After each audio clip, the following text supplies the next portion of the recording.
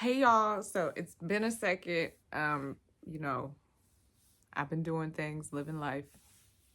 That's how it goes. I'm Christina Joy. I bring joy to the world. This is my YouTube channel, Mama Ankh Music and Podcast. Um, I be posting shorts of my TikTok videos as far as the music goes. Maybe I'll do a YouTube video where I'm singing. I don't know, but the jury's still out on that. But today, I want to talk about my bi-black lore, so to speak. So I think I talked a little bit about this before, but now I have visuals. So for those of you who don't know, I co-founded an organization called Society of Young Revolutionaries right out of Howard, like literally the semester after our not semester. I low-key still live my life in semesters, but this probably like a month after we graduated from Howard, that's when we founded Sawyer, Society of Young Revolutionaries Incorporated. We supported Black ideas through social entrepreneurship, and we each had our own project, and my project was called Our Black Book, which was our first project. It's the magazine of Black-owned businesses that exclusively highlights Black businesses, does interviews, did the whole nine. So I'm going to take you through a journey because we printed out 5 issues during the time we were doing this from 2015 to 2019. But we only printed issues from 2015 to 2018. But we had 5 issues. And I have them all right here. So let's get started. Our Black Book. So the story behind the name, which is funny because last weekend I just went to this Black and Green event featuring Maggie Anderson, and Maggie Anderson is this activist who's been preaching about cooperative economics for I guess about 15, 16 years. Back in 2009, she and her family bought Black for a year. And when I say she bought Black for a year, like their family committed to buying everything from a Black business, including like their household utilities, like gas, food, everything. So like she wrote this book called Our Black Year, and that's why I named this Our Black Book, because I was when I found her. So I found Maggie Anderson my senior year at Howard. The Eric Garner decision had just came down. Everyone was very upset on campus. And so like a lot of people went to the White House, like marched down to the White House that night. And I remember I was in the towers and I was with my boyfriend at the time, and I was just like, I feel like I don't want to go for the march. I don't want to go out marching. Like, I feel like we keep doing this and this stuff keeps happening, and I want to know, is there another way? So I took to the internet, I took to YouTube, and I found Maggie Anderson's TED Talk about the empowerment experiment, which is what she called when she had bought Black for a year with her family. And after I watched that TED Talk, my life was changed. Like, I'm a senior at Howard, so like I'm more militant now and everything, but like nobody had talked about this concept of cooperative economics, at least not in my classes. So like finding Maggie Anderson and what she was saying in that TED Talk just really clicked for me, especially as a psychology student back then. Like, what got me was that she said, having these Black businesses and having children and adults and teenagers, whoever, see that, these people are Black and we're supporting a Black business, and that you too can own a business one day. Like, that hit for me because the psychological aspects of representation are not lost on me, because I didn't have the same amount of representation up in Jersey as I did when I moved down to the DMV. And as someone who grew up in a suburb and who grew up not necessarily knowing that Black people were doing cool things at all facets of life, that it wasn't always about struggle for us. And not to say that my family was like struggling like severely, but like my parents made sure I knew that I was Black and that it wasn't fair. Like, so they didn't have like the positive mindset of like, I'm Black and I'm excellent, and they just did not instill that in me. And I learned about Black history probably more so through church or through the little lessons they gave us in my New Jersey education at the time. But like, representation was not a thing for me growing up. So when she said that, that really like struck a chord with me, and I was like, wow, this makes sense. This is the answer. This is the key. So like, I got really excited, and I was in the National Council of Negro Women at the time, and I started this hashtag called HU Buys Black. It's still on Instagram. You can find it. You'll see years of posts. And I did it from 2015 to 2021 because I got to grad school and I just could not keep up with it anymore. But it was probably also time to let that go. But yeah, every year in February, I posted businesses during Black History Month that were local to the DMV area, because my goal at the time was to get Howard students to buy Black. And so that my senior year, I became known as the Buy Black girl. Like, people knew me because I was actively promoting Black-owned businesses on social channels that people were seeing and that were on Howard's campus. Like, beside my Instagram, I was posting in GroupMe. I posted on Twitter because like you can connect your Instagram to that, but I've never been a Twitter girl, so more of a Threads girl now. But I never was really a Twitter girl, and I had an account. Excuse me. So yeah, so like I started posting. Back then, it was really hard to find Black businesses. It was not as easy as it is today at all. At all. I was calling people, like literally calling businesses that I thought might be Black owned and be like, hey, is your owner Black? Literally on like calling people on the phone. There was barely any directories. I remember after I did it, I had found a Black Life that was an Instagram account, a directory account for Black businesses that was posting about businesses in the DMV and Chicago and all over the place. But like, they were probably one of the first few that I found during that time. And that was after I'd started already posting. So like, imagine my surprise when I find this, and I'm like, what? Like, so I remember somebody sent it to me and I was like, wow, this would have helped me so much. But like, I'm glad I went through the experience I had.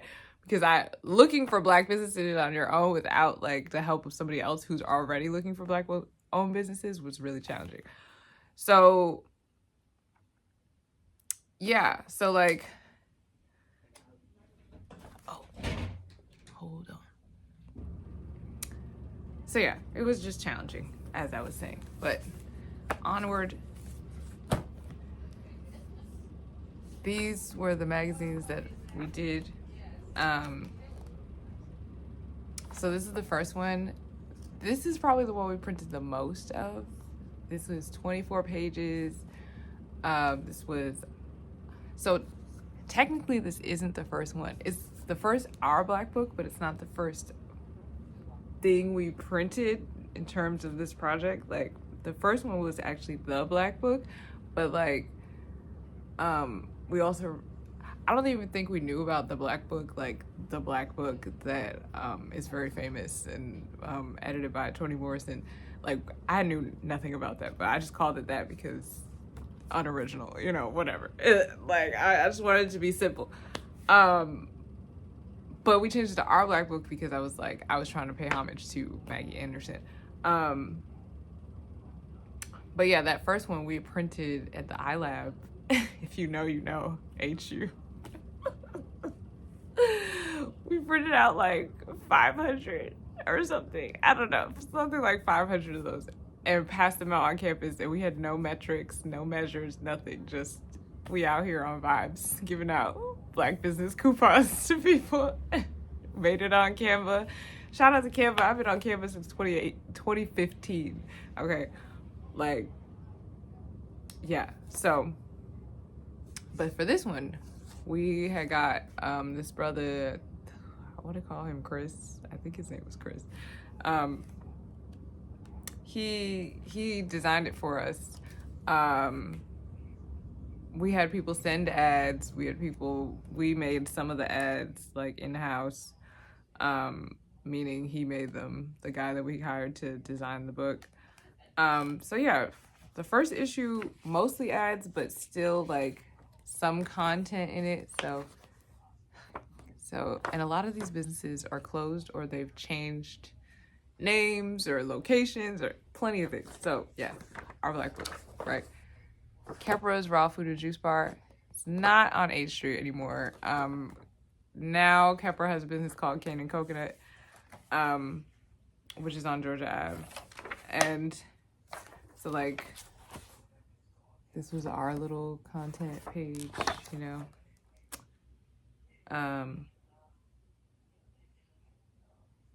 Yeah, this was just like our About Sawyer page, because this was our first one.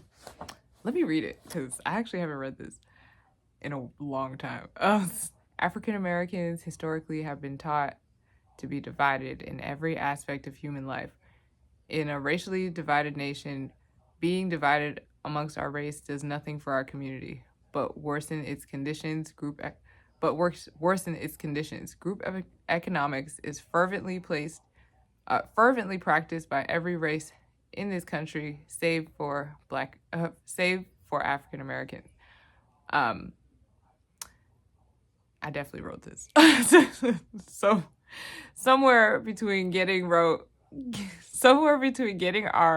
rights to eat in a restaurant with white Americans,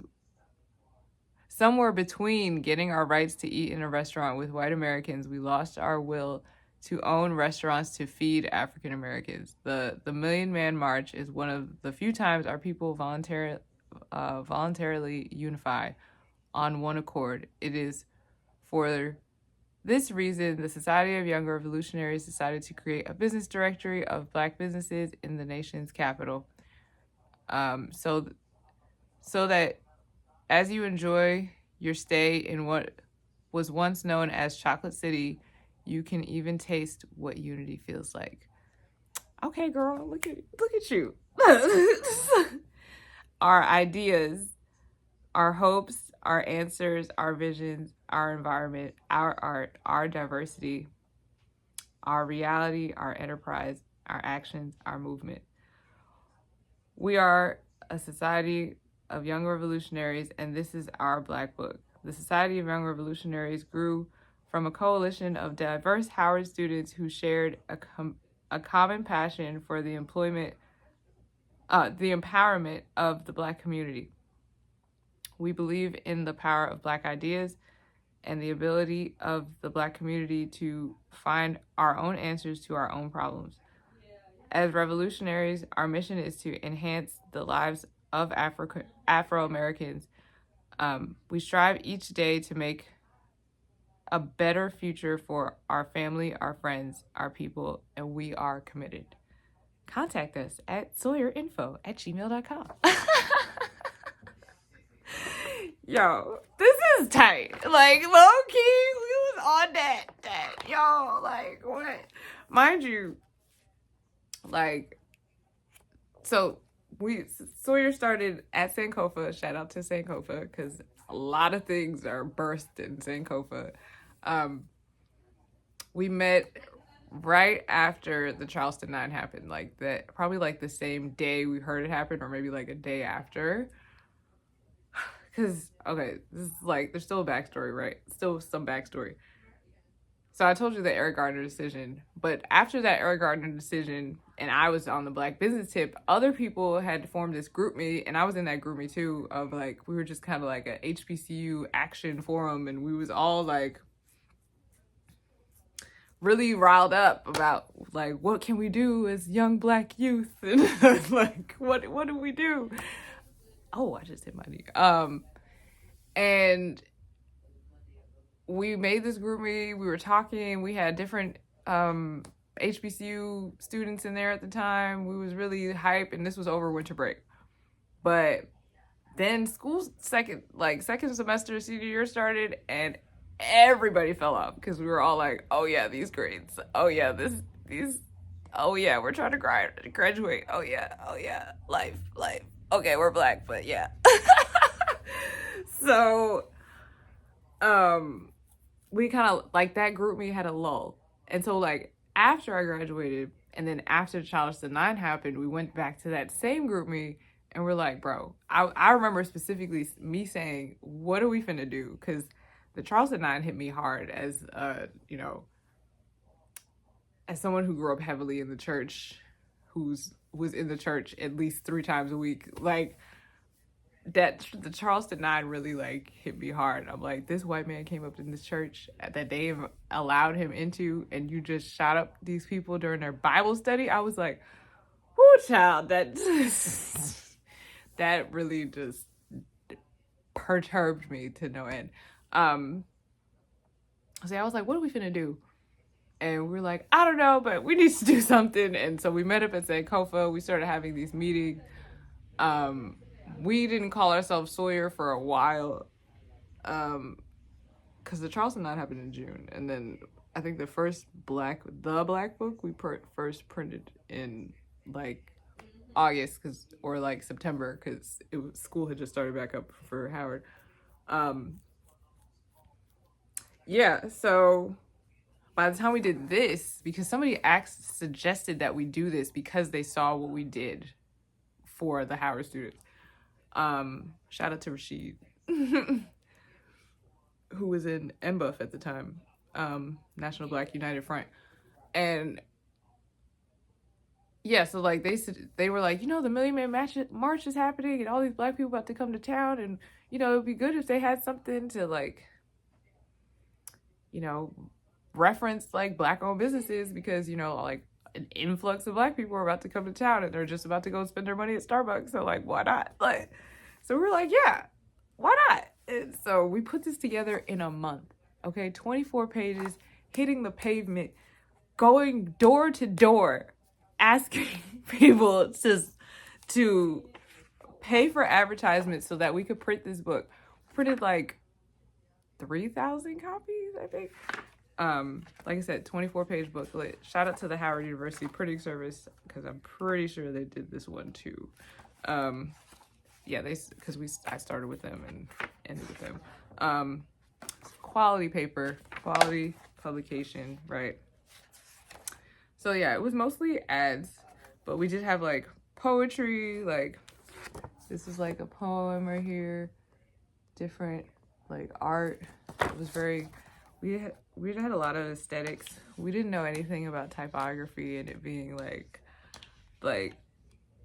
the printing, like how big you had to print stuff for it to be legible and stuff like that. We knew nothing about that, so you know, bear with me.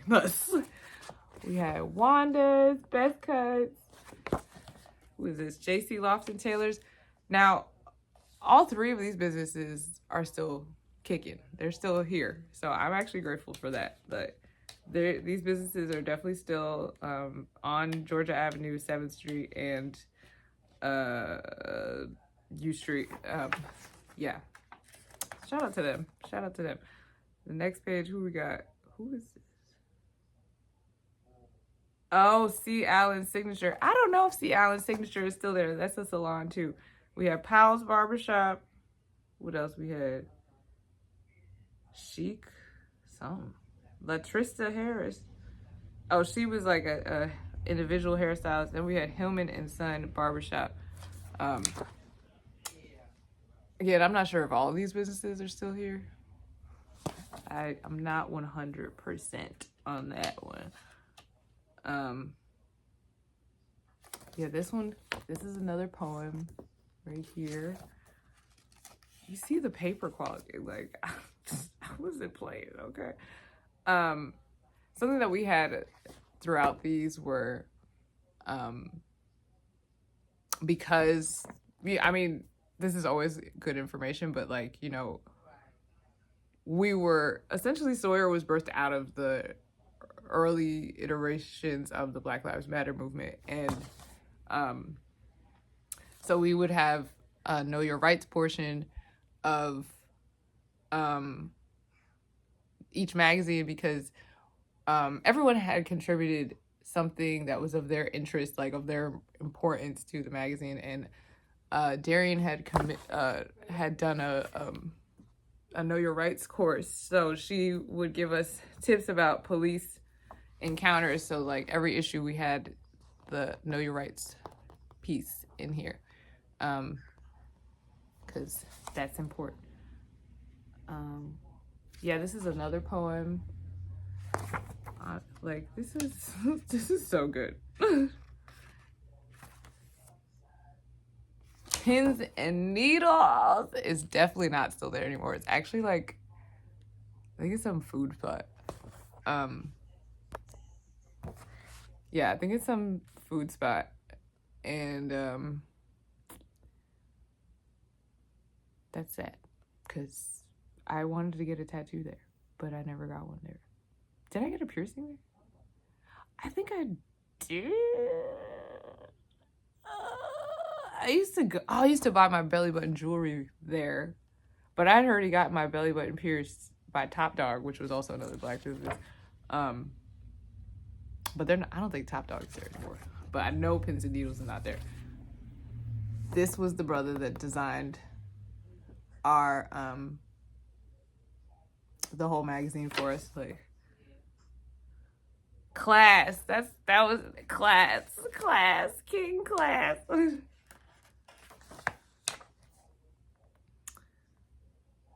Okay, so the Guild is there. This was a Howard alumni author that advertised with us. Twins Jazz. We had Twins Jazz in here. Twins Jazz is not there anymore. They recently closed, which within like the past 5 years, which is like, they were like a premier jazz spot in the town, in DC. Ethiopian Sisters owned it. And then we had a band. Oh my gosh, they advertised with us too. This Howard alumni band, or like Howard student band, they advertised with us. This was another poem too. We had different people submitted these poems to us, because these people that, like, the names I'm seeing, they weren't in Sawyer. They contributed to this issue. So we have Ben's Next Door ad in here. Like, listen, Sankofa, of course. Sankofa and Florida Avenue Grill are still there. Shout out to both. Capital Fine Wine and Spirit. I actually don't know if that's still there or not. Where is this? 8th Street? Oh, yeah, I have no idea if that's still there. Oh, we have Calabash. Calabash is online now, but they're still in business. We got Oohs and Ahs in here. This was before they made the second restaurant. Smith Commons. Smith Commons is no longer on 8th Street. I don't know if they have the other one, though, because they had two different businesses, and I don't know if they still have that other one. I forget what it was called. Avery's. Oh my god, I used to love Avery's. Avery's was such a dope spot on 8th Street. It was such a dope bar. Yeah, such a dope bar. It had a nice rooftop. I went there for New Year's. I used to be at Avery's, like, for real. It was so lit. Shout out to Avery. Oh, even Avery's is not there anymore. The Luft Lounge. I think this was also on 8th Street. Yeah, this was on 8th Street. I don't think they're still there. They're definitely not there anymore. The Elroy. Now, the Elroy, I'm not 100% sure if there's... I can't remember right now. I think they shut down the Elroy. I can't remember right now, but they've been open for a while. Like, they've still been open, like, somewhat recently. So that's why I can't really remember. And I was just on 8th Street. I actually don't think they're still there. I'm not sure. But yeah. And then we had this, I don't even know how she found us, but like we had this woman from her business. She was based in North Carolina and she found us somehow and she advertised with us. She got the back ad, like, amazing, right? Oh, so wonderful. So wonderful. Okay. So this is issue number 2.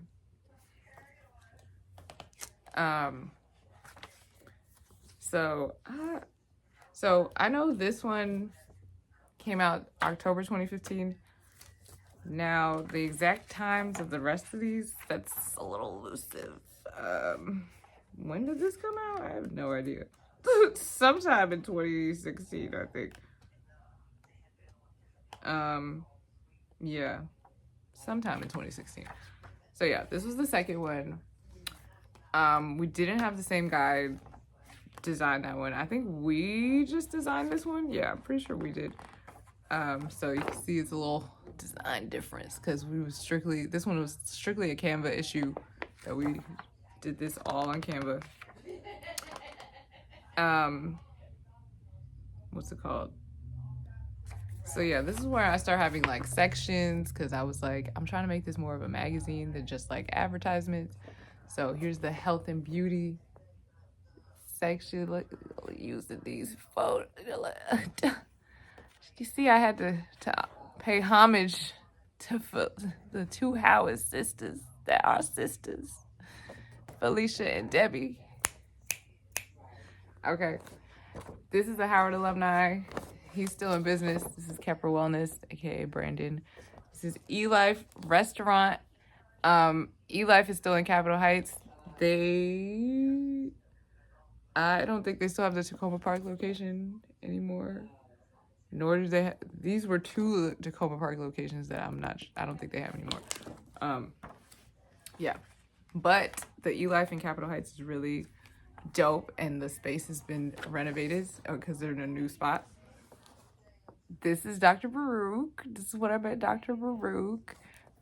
He is still the owner of Everlasting Life, eLife, in Capitol Heights. They had a radio station in there. I used to have a podcast in there.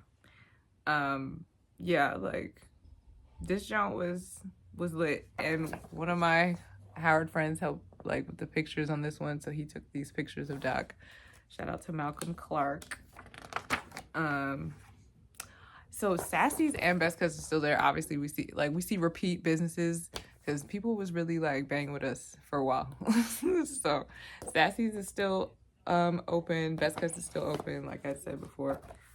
Sassy's is a nail salon in Tacoma Park. They're really dope. This was definitely 2016 because Prince had just died. I remember literally, Prince like making this when Prince, like, we heard Prince was passed, and that's why this picture of him is in color and everybody else is in black and white. This picture of Frances Cress Welsing I found out was taken by Kimon Freeman at the Black Love Fest because they gave her an award, and she said it's the only award that she had ever received, which is crazy because she's like amazing. I actually met her before she passed too. Rest in peace. But yeah, like, you can see like definitely developing like a tone for the magazine, right? So Culture Coffee was originally on Kennedy Street, and then they had 2 locations for a little bit, but they moved, like, really they were on Kennedy Street and then they moved to like right by the Walmart, but now I don't think they're there anymore because Miss V's not doing it anymore. So yeah, no more Culture Coffee, but they were good. They were a good coffee shop. Oh, I had Kayla write for this. Shout out to my friend Kayla. I had different people contribute articles all the time. This one was an album review for The Life of Pablo. So yeah, this is dating us. yeah. So then again, Sankofa ads. The Sankofa had a full page this time.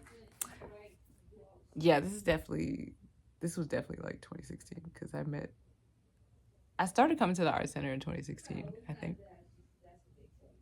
Maybe 2017. No, this is definitely 2016.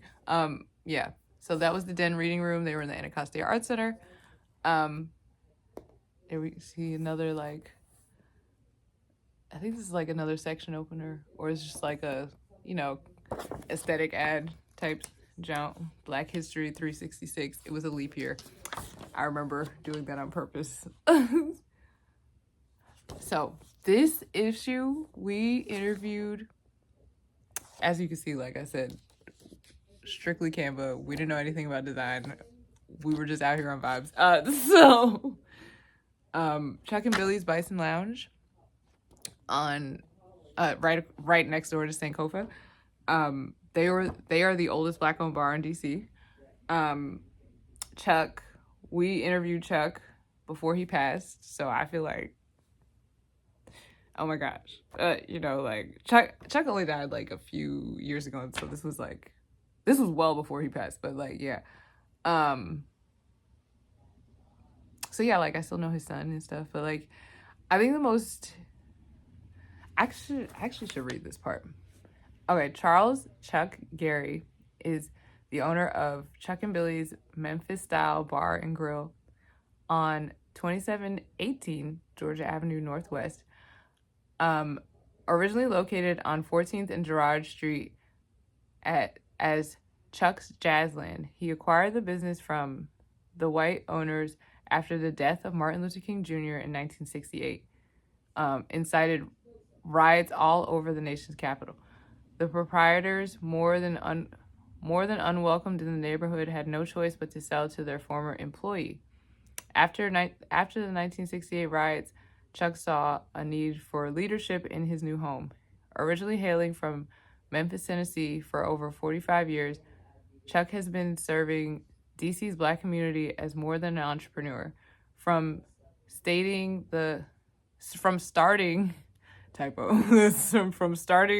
the Columbia Heights Businessmen's Association to providing meals for the neighborhood during the holidays and raising $5,000 for Howard University to get new football equipment after learning of a student that was critically injured during the season for playing for the Bison.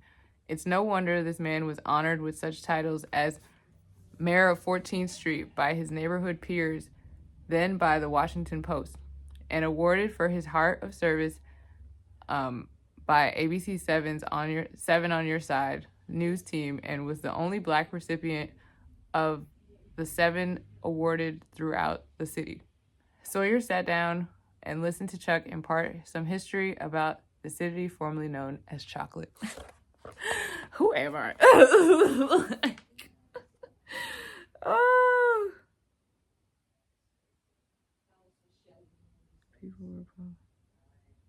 He talked about urban renewal in this interview, and I learned, like, when I tell you I learned DC history from literally sitting down and talking to these people, like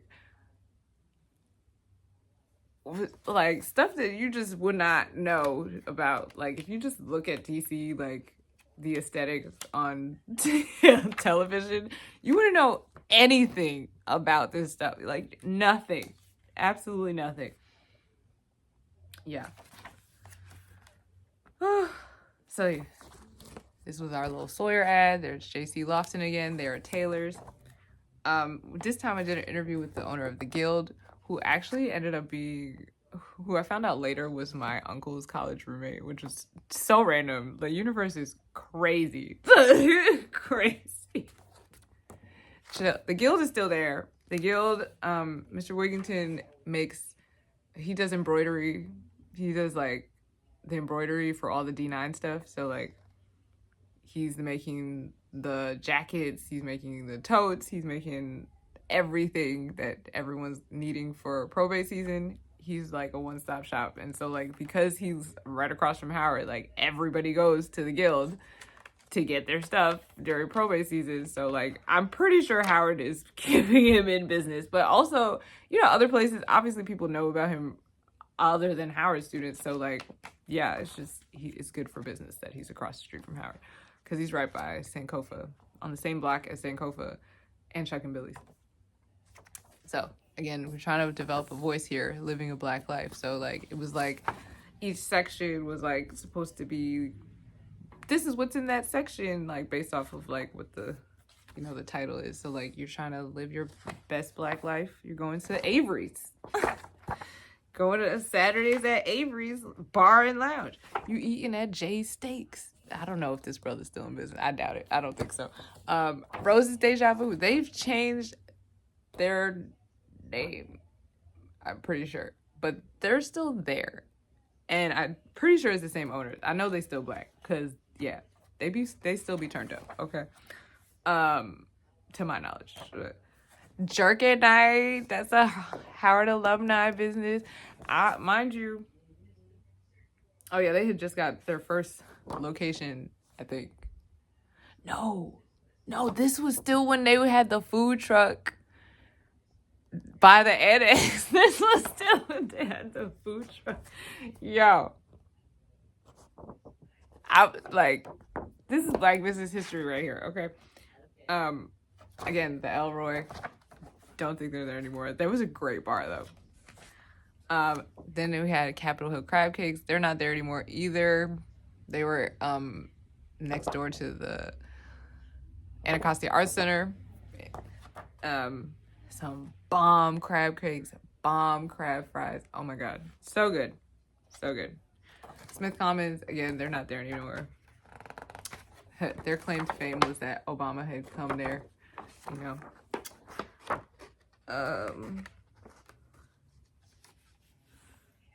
Again, Oohs and Ahs, Florida Avenue Grill. They always offer like a little discount. Oh, this issue was not printed by Howard University Printing Service. This one was actually done by Quality Printers, a Black printer that we found on Kennedy Street. So this one's Howard University Printing Service for sure. This one's Quality Printers. Now let's see what the next one is, because I definitely tried to like go around. And then this was the first time Industrial ad advertised with us. They got the back ad, and they kept getting the back ad for a while. So yeah, that was issue 2. So we got 1 and 2, right? Okay, now 3. Don't judge me, because I don't know what this is on here, but there's something on here. I don't know if you can see it, some little thing. But yeah, I love this cover. This printing, I wasn't necessarily satisfied with, because like the paper is different, but it still turned out pretty good.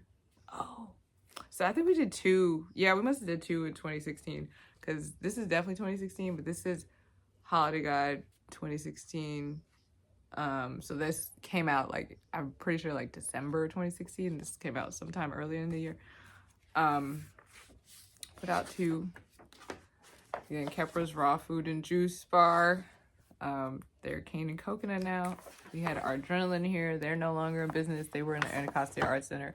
The Fresh Food Factory and our Adrenaline were once like a thing together, but then the Fresh Food Factory ended up being a grocery store in the Anacostia Arts Center years later. And so they just closed yeah, they just closed not too long ago. But they actually they didn't close. They're in the Congress Heights, not in the Congress Heights Arts and Culture Center, in God, that place down, I can't remember the name of it. They're in this place that has a bunch of Black businesses down in Southwest that I can't remember the name of right now, but it was started by Kiana, who is the founder of Congress Heights Arts and Culture Center. I really can't remember the name right now, but spare me. I'll figure it out eventually. Yeah, so they're over there. This was another Sawyer like content page. This is like what we were doing. We were busy, okay? We did the HBCU Wall Street's Black Transfer Challenge with DMV Podcast, A Black Life. Michael Grant, president of the National Bankers Association. Patricia Mitchell, vice president of Industrial Bank. Yeah, we did so much that 2016, we was popping. Like, what? Because, yeah, like, we, so we were in, like I said, we were in the early iterations of this movement, and like the Black Lives Matter movement, the economic empowerment movement in that sense, like, and I don't like calling it a movement, but it is what it is. So what's it called? Oh, so June 2016, look at me, document, is when this one came out, because that's what it says here. And so 6 months. Girl. So yeah, we was out here having mixers, doing events, had our flea market. Like, we was out here doing the work. The work was being done. Look at this. Like, we got invited to the National Bankers Association conference, and we went to Detroit and went to this gala, and like, we met Maxine Waters. Like, it was crazy. Like, we did a whole lot. Yeah, and we threw the bombest events. Like, we was popping. So yeah, more Sawyer stuff. Like, that's the vice president of Industrial Bank, Patricia Mitchell. Still familiar with her. Still, like, I still know these people. People still know me. I'm like, we put a how-to. Like, look, some people had an. I'm just so proud of me and us and our work. Like, but this was my baby. Like, I need y'all to understand, like, I conceptualized what would go into this book. Like, I was calling niggas, making sure they had their ads in, making the ads if I needed to, writing articles if I needed to, whatever needed to be done. Christina did it for this book.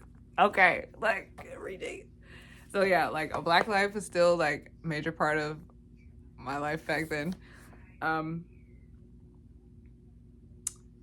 Cause, you know, full story, like, I was dating the head of A Black Life back then. So like he was a big influence. Shout out to Katie for influencing me in this Black business life. And he always told me, like, it's not about it being a movement. It's because movements are for moments, right? It's about changing your lifestyle and knowing that when you support Black businesses, like, you're supporting a dream, that you are continuing the sustaining of our community by supporting Black businesses on a regular basis, not just when something happens in the media. And just making it a part of your life instead of making it like a big to-do right now, like making it a part of your life. That's what he taught me. And he taught me how to research businesses. So did an interview with this brother who had he's a commercial real estate company. So yeah, we was talking about gentrification, talked a lot about gentrification in all of these magazines. Here's his ad. Bailiwick started advertising with us. Shout out to Bailiwick. They are still popping throughout the city. You will find their shirts everywhere. Oh, Mishu, we ended up using their office space. The Guild was still in here. What's it called? Yeah, the Guild was still in here.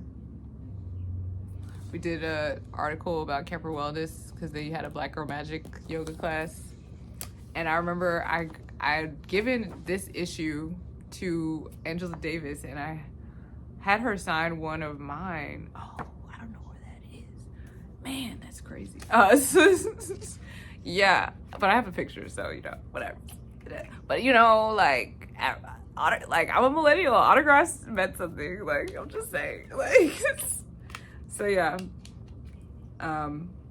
Did an article about Black Girl Magic. We had a poem about Black Girl Magic, and here's our little Black Girl Magic. First of all, this business is still in existence.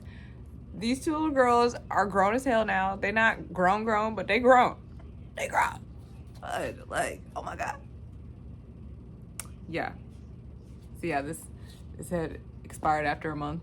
This was 17. So yeah, like, yeah, oh my God, I love this. Nubian Human advertised with us, the Black Love Fest. They're still in business. They've had several iterations. Turning Natural is still in business. They have so many locations. This location is definitely still there because Turning Natural and Anacostia is always popping, always running out of food because everybody be eating the patties. The patties was the poppin'est ever. And then the smoothies, of course, obviously. Lee's Flower Shop is the oldest Black-owned flower shop in DC. Period. I think they're like 50 years now, over that maybe. Yeah, I just saw something online. They're old. No, actually they're like 80. Like they're like old. Yeah, 1925, bro. I'm tripping. They're 120. Oh my, that's why I've been seeing so.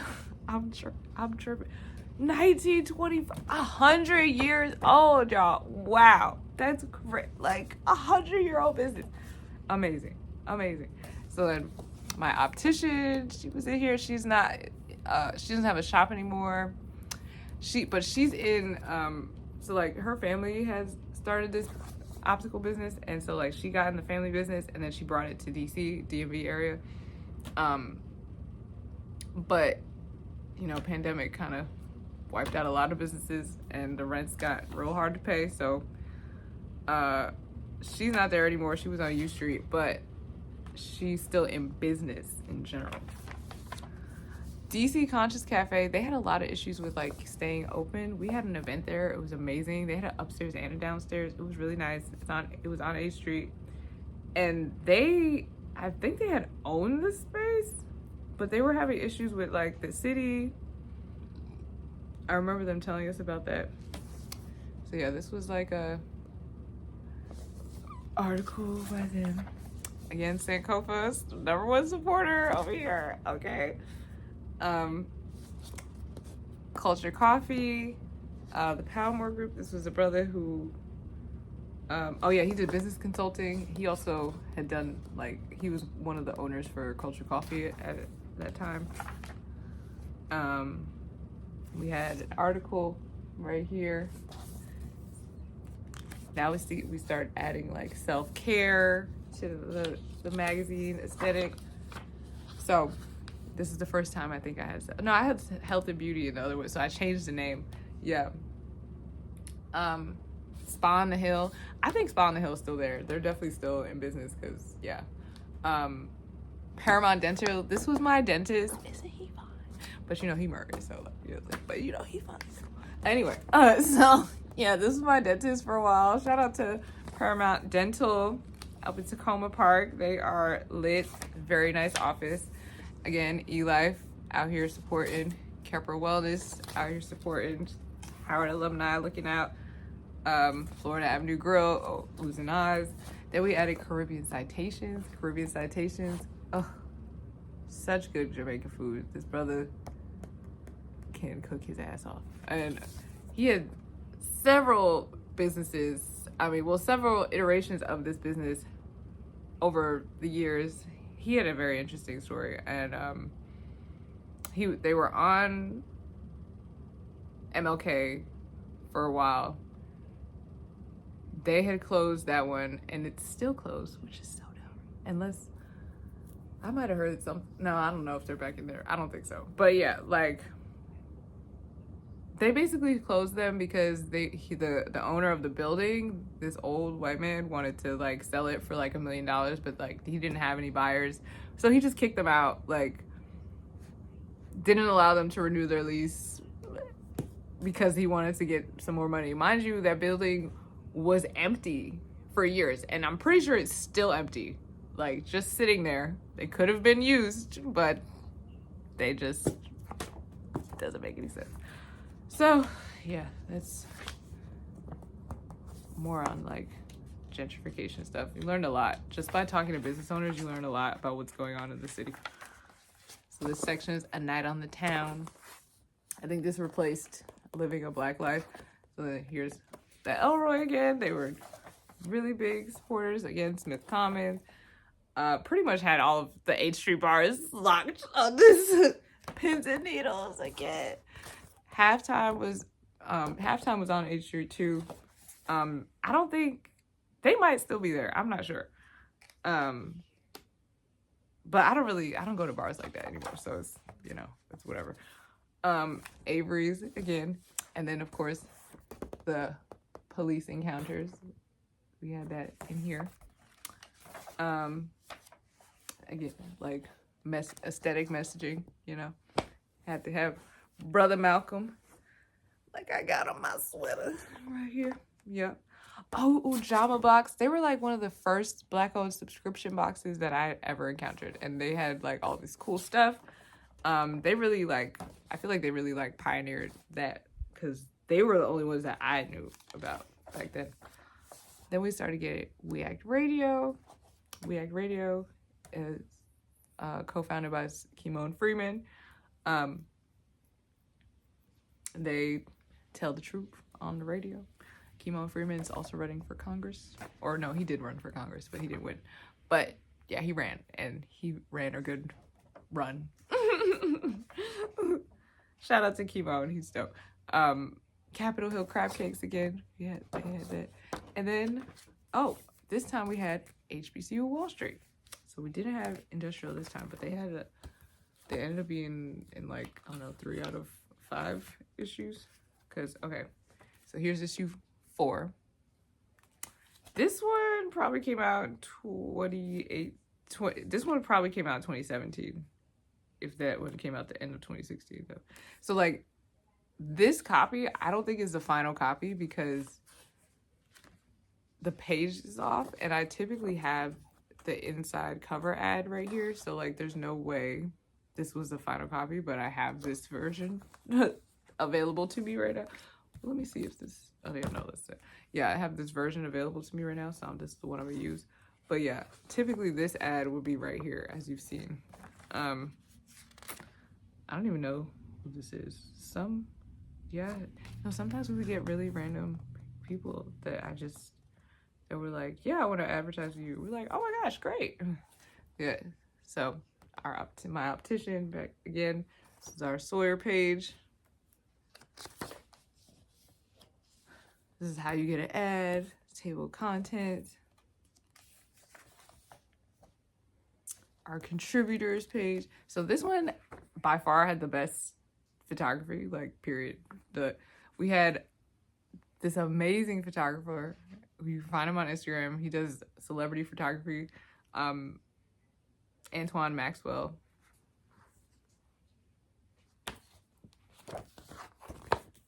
This was the first shoot that I put together. So I put together 2 shoots or a few shoots for these issues, but for the last 2 issues, I put together shoots from top to bottom, found the brands and had them coordinate for a day that we were gonna shoot the stuff, had to get the stuff back to them. It was a whole thing. So yeah, did that. Look at this. This is great. Ooh. And we mixed the brands too. It was so great. I'm like, what? Who am I? Again, A Black Life was in this one. Let's see. We had a home improvement expert in here. Florida Avenue Grills, very faithful. I think they've been the most faithful apart from Sankofa. Okay, we had a chef in here. This was one of my favorite articles I did.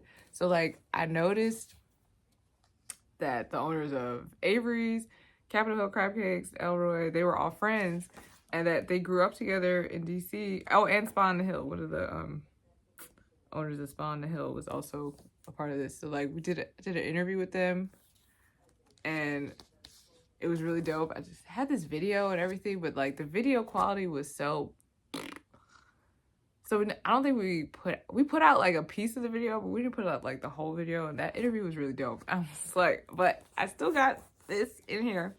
Here we go. Caribbean Citations, another ad. This one, I feel like we might have made this ad.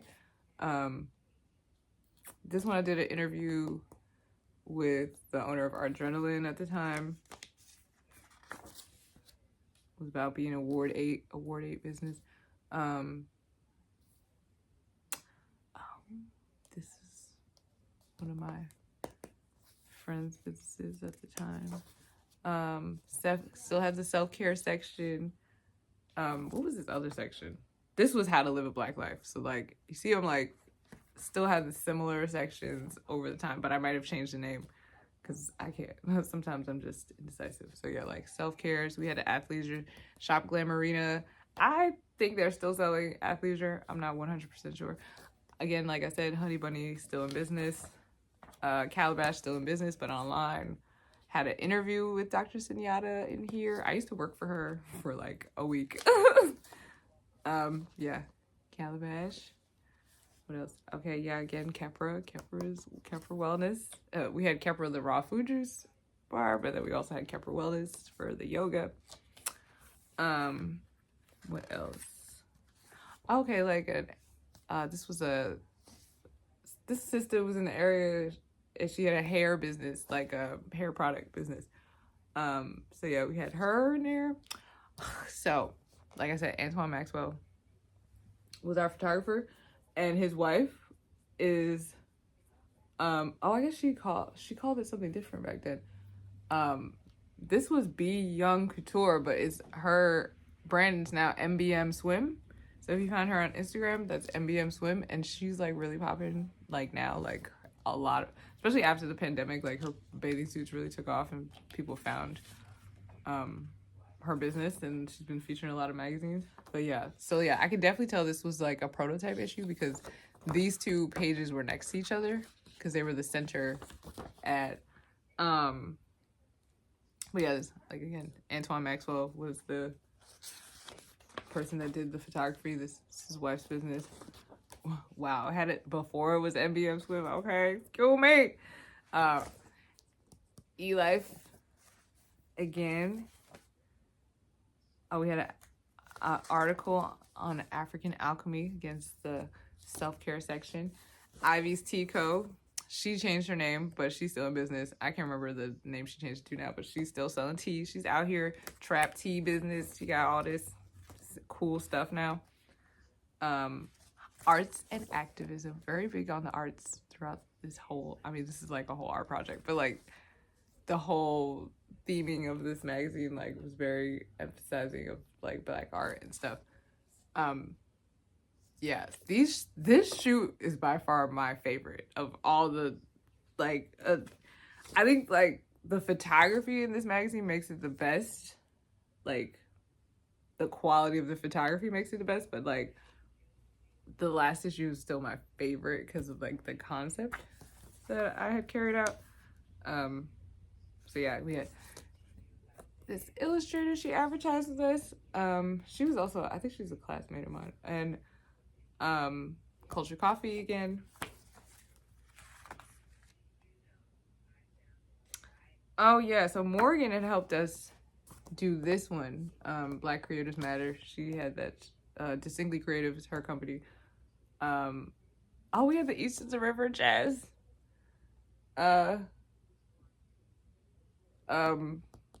group. They advertise with us. We're so poppin'. Supported by DC Commission on Arts and Humanity. Bro, who am I? I'm just, I'm just marveling at myself. Like Sankofa again. I think between Florida Avenue Girls and Sankofa, they're like the two most consistent. Again, art is activism. This was an interview with Miriam, who's the owner of the Den, which is not in the art center anymore, but that she was also a big part of my life back then. Shout out to Miriam. Yeah, like the Den was so great. I was exposed to playback theater there. I started really planning events there, like different small, like from little like classes to like music performances, like different things. So Miriam taught me a lot. I would not be here without her in many ways. And another article about Blacks in the Arts, Perpetuate Love, Not Oppression. So like these were definitely people in Sawyer who were contributing articles during this time for the most part. Again, we still have the Know Your Rights. Bad and Bougie. We had our little section. And you could see like what was like on our. That's why I love magazines, because like they reflect what's going on in the ether right now, like what's popular, what's phrases are popular. Like Bad and Bougie was obviously a huge phrase because that song was popular as hell. So like you could see the influence of the time, right? Mind you, this is 2017. I'm pretty sure it's 2017. Again, the Elroy, Avery's, Smith Commons. We had a branding and marketing tips article submitted by Jess Be Creative. Shout out to Jess. She's still working over at the Art Center. Halftime. We still had Pins and Needles advertising. Halftime was advertising. I'm telling you, this shoot like was so amazing. It's such a great shoot. We did amazing with this shoot. Section was for the culture. So then this was where like most of those photos like got to really be displayed. So like the looks were called like, here's like Summer Lovin'. So we had a little Grease reference there. So we had Vintage. So this was from like all these fits I think were from Vintage and Charmed.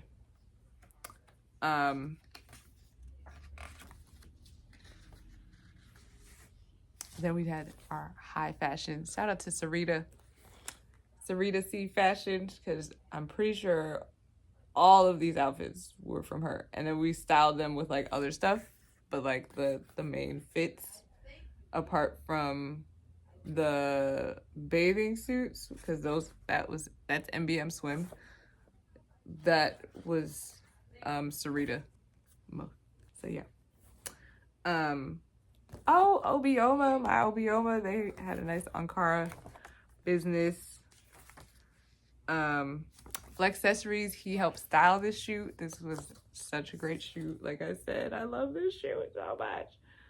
We had an advertisement for Sweet 59 Tees, like it was a t-shirt printing company. This is an advertisement for November Noir Boutique.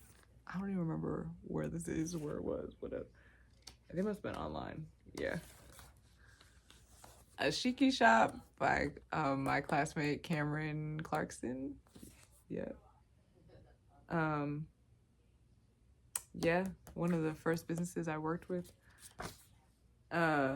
All Things Be Alexis. She made such cute earrings. Oh my god.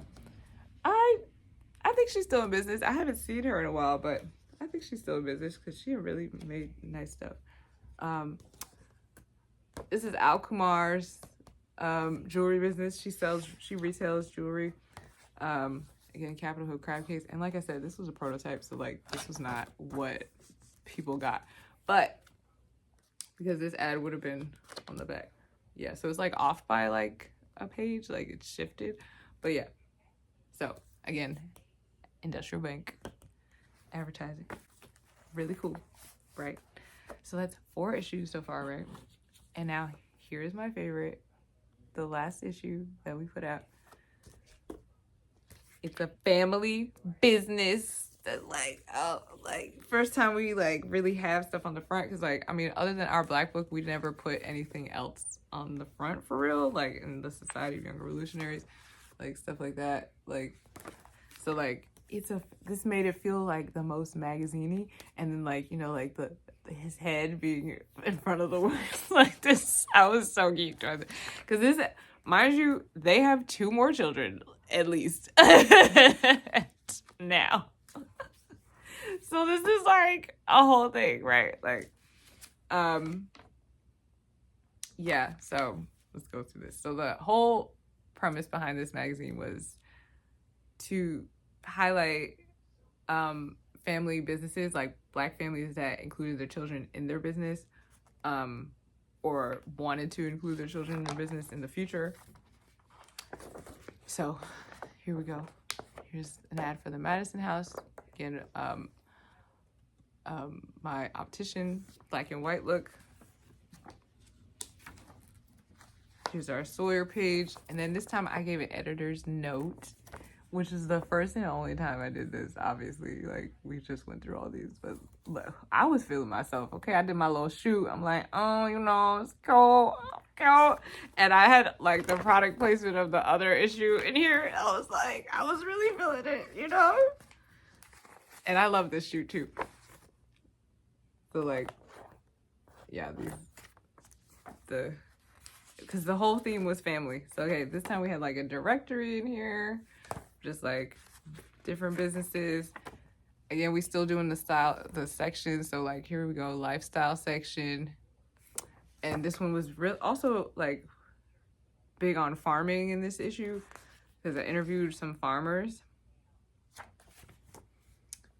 So 3-part Harmony Farm, Rooted and Sustained. And this sister right here, she was a freelance farmer. So we did some interviews with them. They were at the shoot. We had a shoot at her farm that you'll see in here. There was I had a farmer's directory here. Look, who am I? Like, mind you, this came out 2018. I know for sure. Yeah, this one came out 2018. Because that was when this was the launch that had it was a fashion show, and that was at the Congress Heights Arts and Culture Center. So yeah. So I think this is the biggest one too. It's like the thickest. Yeah. So then we had that to plug media. They advertised with us.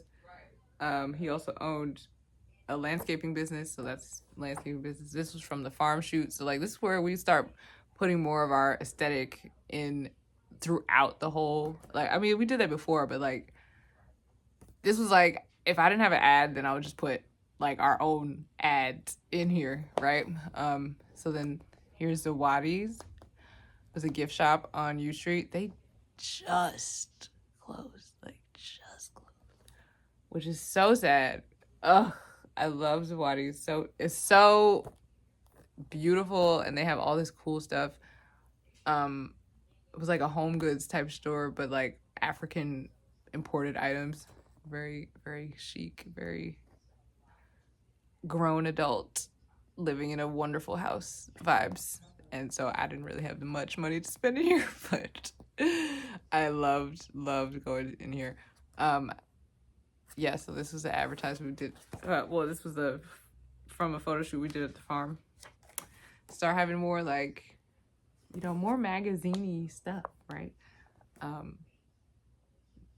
Because I really wanted people to stop calling this a directory. Because like, I put in a directory to make sure that people knew like that was a directory section. Like, this isn't necessarily a directory. I kept emphasizing that. I'm like, no, it's a magazine, you know. Again, we had Lee's Flower Shop. I can't believe it's been 100 years. Oh my God. See, then again, like, we didn't have an ad here, so we just put this picture from the farm. And, you know, it's still like advertising, even though it's not a good picture of the brand, but it's fine. But it's a great picture of Tondi. Shout out to Tondi. And the flowers, like Flowers Leashire. This was an advertisement for one of our members' YouTube channels. This was Simona's YouTube channel.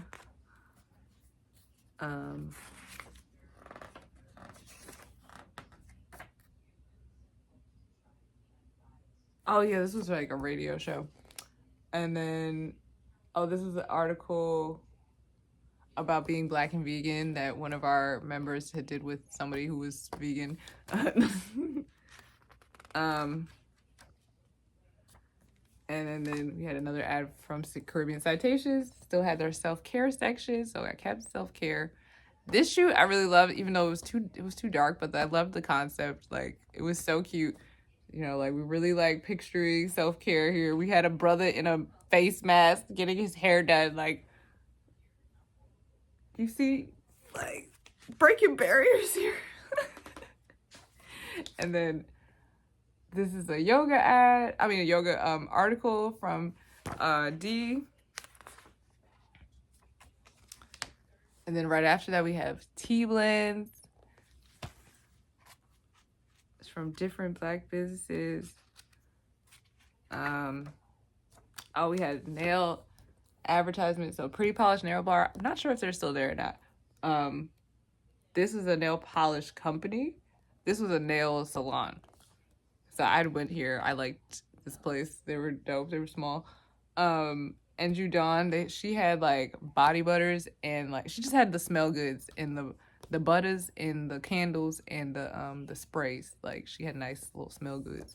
Again, put like shots from our shoots in here. Tondi actually made a collection for this magazine. Shout out to Tondi again.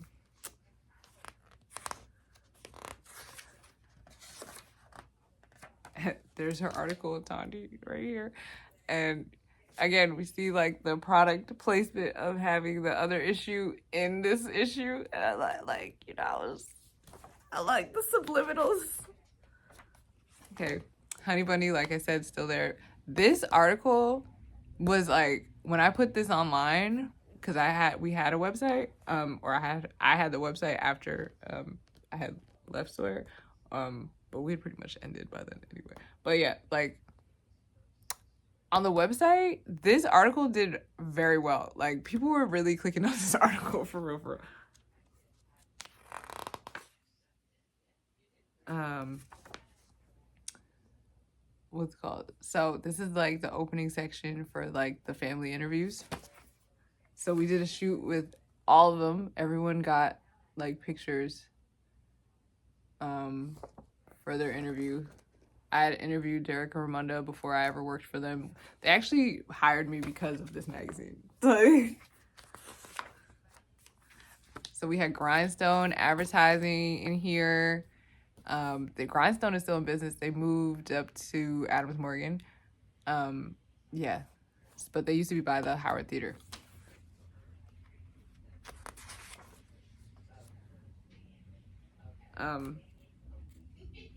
So yeah, I low-key want to read this because I just read this earlier and I was like, wow, girl, you did your big one. Thanks.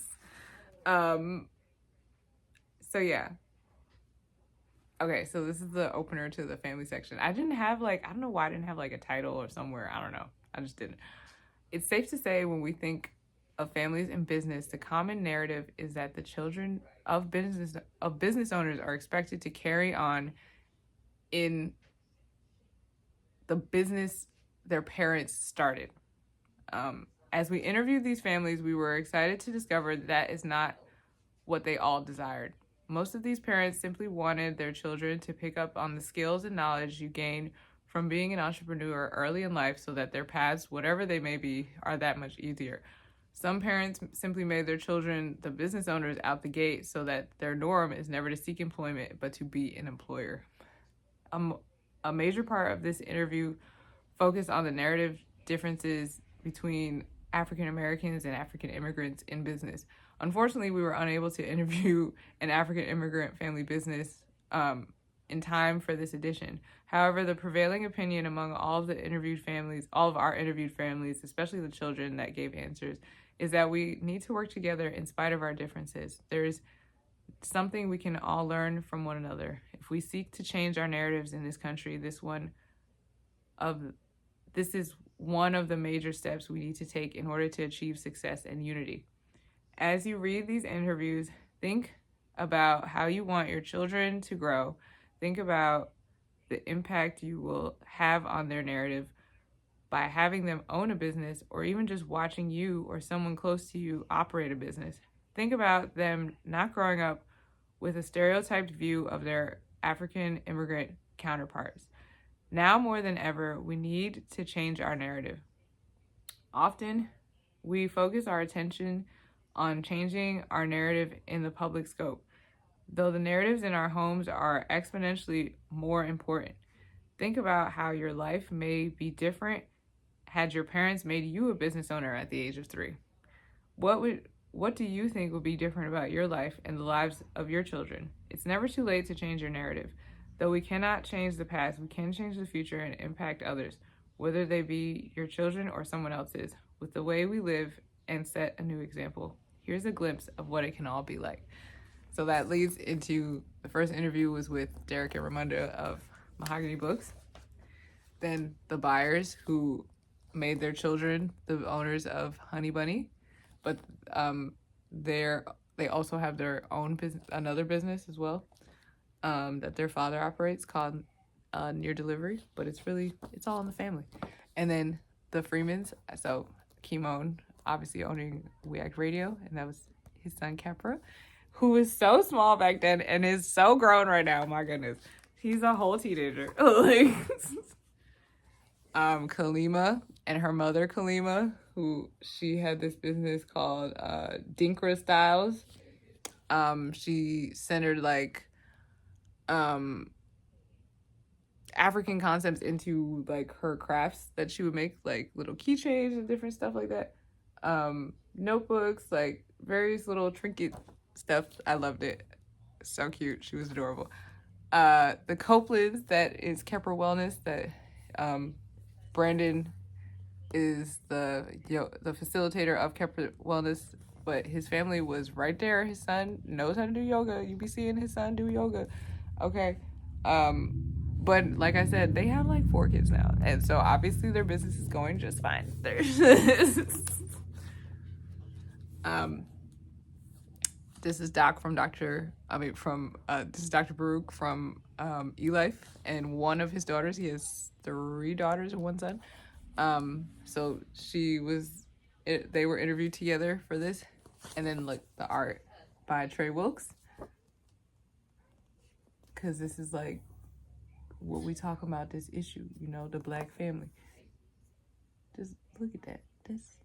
I love when I saw this piece, because I seen the actual piece like in person. I was like, whew, bro, it's crazy. I had to have this. So yeah, okay, here we go. Our arts and activism session. This is from these t-shirts are all from Honest Tees, and it was during their when they launched the Black 5/5 collection. And I still have stuff from the Black 5/5 collection, because like that shirt, Malcolm X and all of us, I wore that shirt to death. Okay, obviously you see I love Malcolm X. Like reading the autobiography of Malcolm X changed my life for sure. So yeah, like I love how like I put like what's to come in this section. Like this is like I miss making magazines, y'all.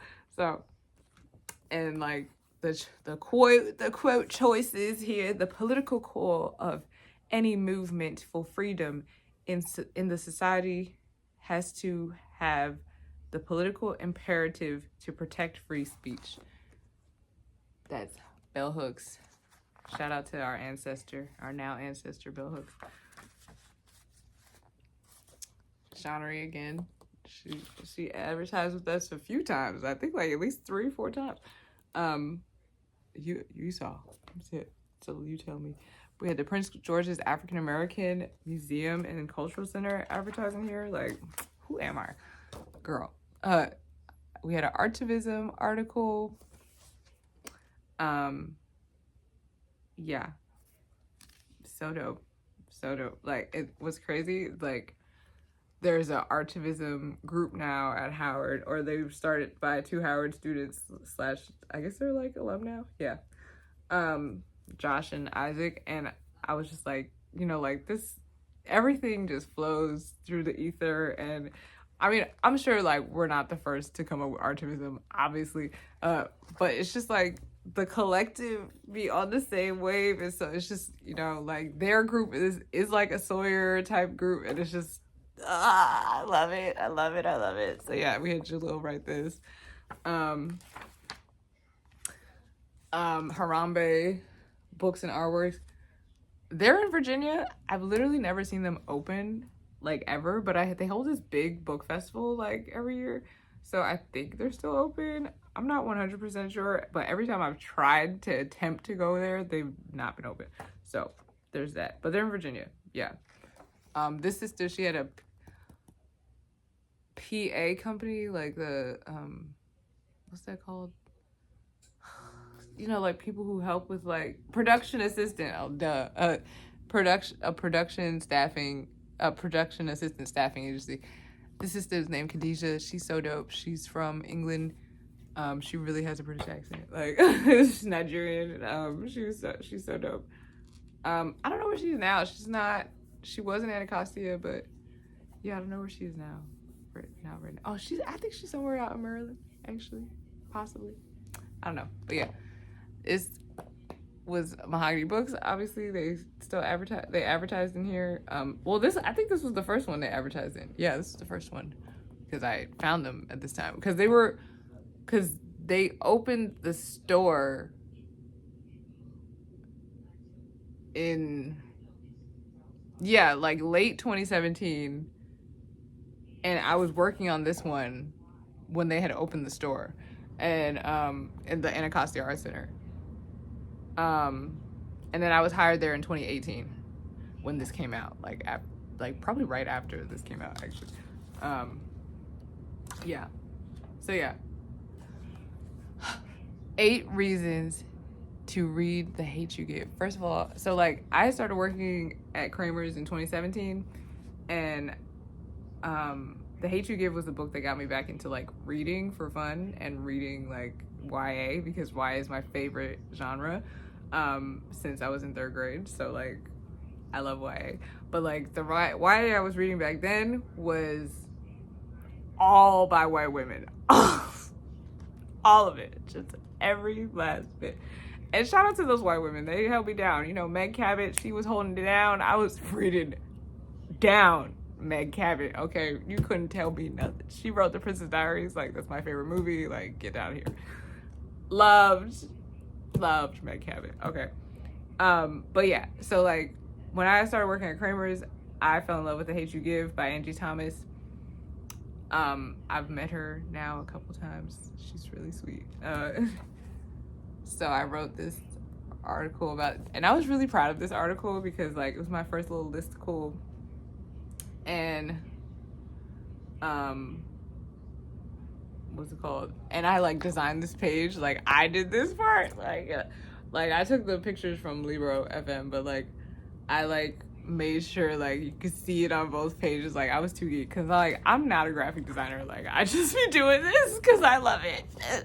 So yeah, we still had the Know Your Rights page. Sankofa still had to add every single motherfucking issue. Okay? Every single issue. Sankofa was holding me down. So this is our fashion section. Again, I did like several shoots for this issue. Yeah, did several shoots for this issue. Let's go. Swanky brand. It's a clothing company, Bailiwick again. It's out here. I did this family shoot, so we had like different aesthetics for the family. I think one was like a bougie family, one was like a more funky family, and then one was like a militant family. So that's like, I think this was like the more militant family. This was like was this the bougie family? No, this was like I don't remember. It was like, one was like super Afrocentric, then one was like, we bougie. Yeah, this was like the bougie one because of the furs. And then this one was like, yeah, we're like, down. The Black Panther Party talking John. Yeah, so the shoot, right? Had the focus, the outfits. This sister right here, she makes dope art. Oh yeah, Would You Wear? She was out here doing the dang thing, okay?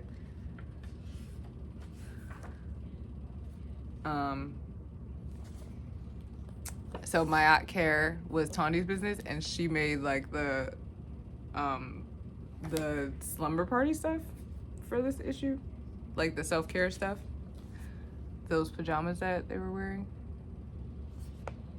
If y'all even saw those pictures yet, let's see. This is it. This is what she did. So she made like these pieces, like the blue, this piece, that piece. This is like our self-care sleepover, like. And you see, like, I wasn't really always in these shoots. Like, I was really directing these shoots because, like, that's what I cared about. I cared about the vision. Like, what does this shit look like, and how is it gonna turn out? Like I was really proud of this page. Like, when I look back at it, it's like it looks like a progression, I just like, I love magazines. I'm like obsessed. I love that I made a magazine. Yeah, we did this shoot was at 3 Part Harmony Farm. And again, the different Black brands. So like we had all these brands in the fashion show. It was lit. It was really lit.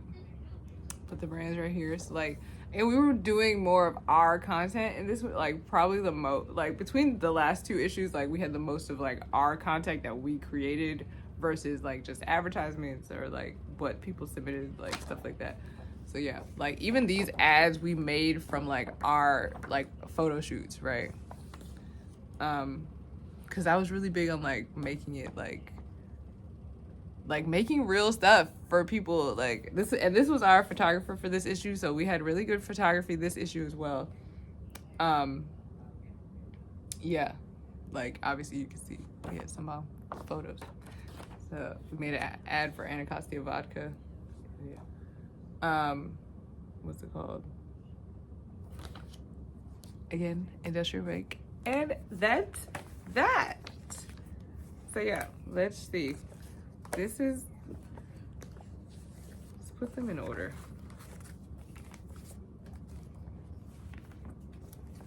This is my legacy right here. Like, this is what I have committed to the ether. Like I put this out there with a bunch of folks, but I'm telling you, like, these were my love child. So issue 1. This is not issue 2. We know what issue. This is issue 2. Issue 2. This is issue 2. We used to say volumes, but either way, but volume 3. And volume 4 and volume 5. Yeah. Shout out to the people who were part of Sawyer. You are forever part of my story. We did so much together. We grew together. We were in our 20s and teens still together. We grew up together. We had our own.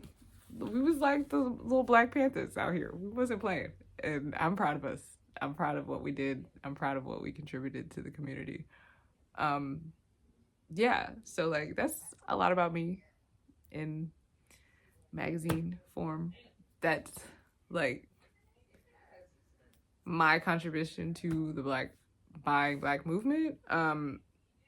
But I also just shifted my lifestyle, and now I'm not as like strict about it in the sense of like, for what I'd say to people is that if you can afford to buy Black from a lot of different brands, then please do. But if you can't, then don't beat yourself up about it. Pick one thing to keep supporting, and that is more helpful than you going to one restaurant once in a blue moon, or like when people are like, oh, we gotta bum rush this restaurant. Like, no, like make it a part of your life somehow and make it consistent. And that is doing more for the community than simply just only supporting big box stores, only supporting, yeah, like the point is to buy Black, but also to buy small businesses matter too. Not only just Black businesses, because some small businesses are run by Asian people, like some white people, some everybody as Hispanics, like everybody, we all get something from somebody. But supporting small businesses and supporting Black businesses are what's most important because they really drive our economy. They affect the most change. Big box stores keep us in the corporate wheel, but and you know they have their place too right now because a lot of times they are the most affordable for what we can do right now. And so don't beat yourself up if you have to support a big box store. But what I'm saying is be more intentional about your money. Period. Just be more intentional about where you place your money. And if you don't believe in something that a store is doing, then don't support them. But like if you need something, then don't deprive yourself from it either. So it's all about discernment. It's all about being intentional. It's all about loving our people enough to consider them, you know, like to, but also to consider the quality, like make sure they're a quality Black business, not just a business who's like, hey, I'm Black, so you better support me. Like, no, we don't support those either because what are you contributing? You know, like your Blackness and my Blackness are the same. So why should my Black behind support you? Okay, so you are appreciated. I hope y'all learned something. I'm definitely gonna make this 2 parts because dear God. I love y'all. Thank you for coming to my TED Talk. All right, bye.